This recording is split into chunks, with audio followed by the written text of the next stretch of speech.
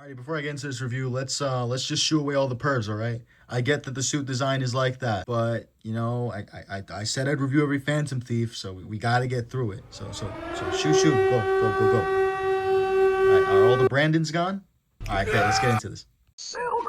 What's up, Nats? Today we're taking a look at the Figma Persona 5 and Takamaki slash Panther figure. Oh boy, this is a character that is probably the strongest in the game. You can tell why they added her early on. They really, the writers of Persona 5 really wanted to show their best work first. I'd say that among the Phantom Thieves, Ann's development is definitely the strongest, and her arc has the most tragedy to it. What happens with her and Kamashita and what she does for Shiho is genuinely disturbing, and it sucks that a lot of this good-ass writing gets overlooked because, you know, Atlas's over-sexualization of her doesn't help. Anyways, this figure is pretty good. There is a minor issue that we will talk about when we get to articulation, but for now, let's see what you're packing, pal. accessory-wise, Anne comes with pretty much all you'd want, other than some fire effects, you know, with her persona and whatnot. But I wouldn't ask for something that's not consistent with the rest of the line, and the rest of the line doesn't do that, so womp womp. What you get are her Uzi. I believe this is an Uzi or like some sort of submachine gun.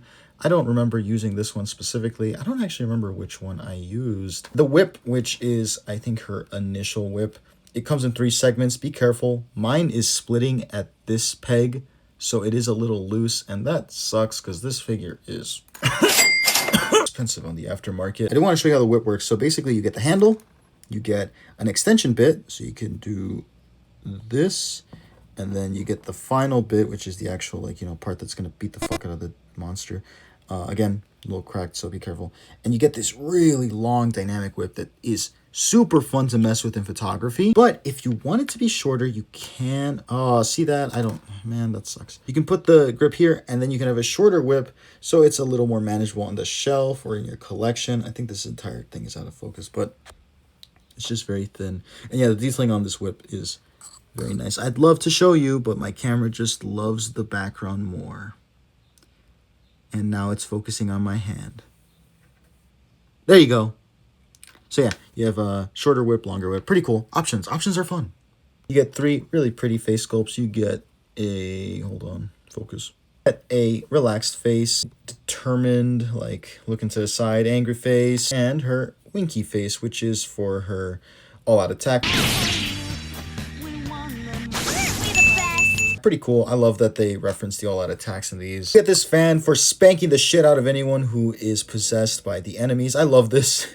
I think Yusuke also includes this. It's just a nice simple white piece. You get her mask and her bangs for the head. Let me show you how to put that on.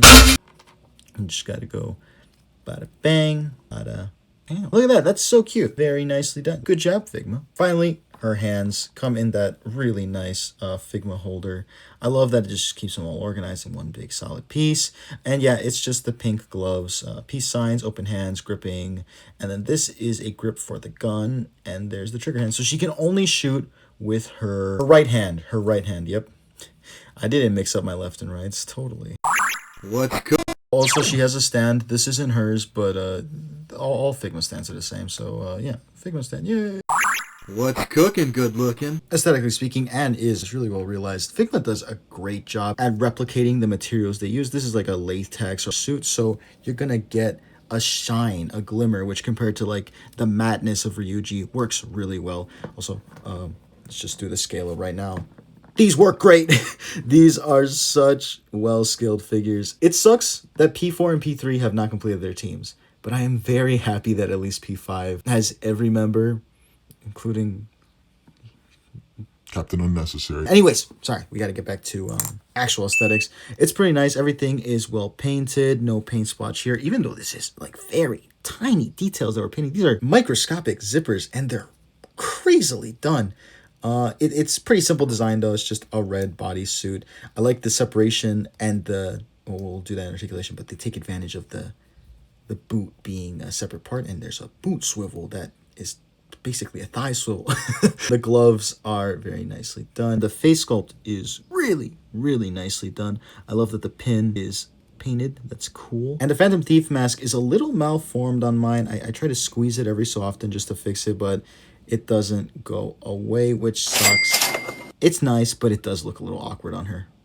You really ought to loosen up. The articulation on this figure is, like I mentioned earlier, it's good. You get a lot of joints and there's a lot of range because this is basically it's just a straight up bodysuit. So there's no limitations, no armor to get in the way.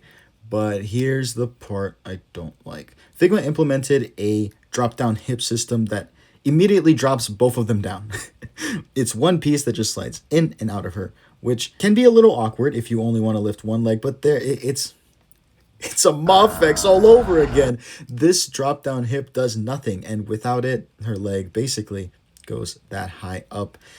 Again, I believe the reason they did it is to conceal or like keep the sculpt perfect.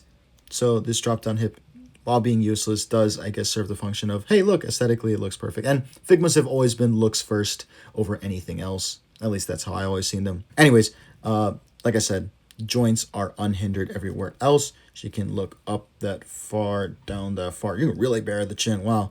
And her tails can swivel and whatnot. So you can get all crazy like you. Oh, wow. Hair in the wind.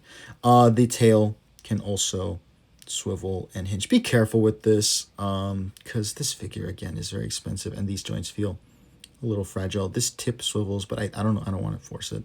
You don't need to swivel that. And finally, like I mentioned, there is a built-in thigh rotation. This is such smart engineering. I'm so glad they saw this and took advantage of it, unlike some companies. And yeah, the knee bend is relatively unhindered. Foot can rotate, thankfully, even though it's a very thin space that's rotating, it actually can. So I really like that.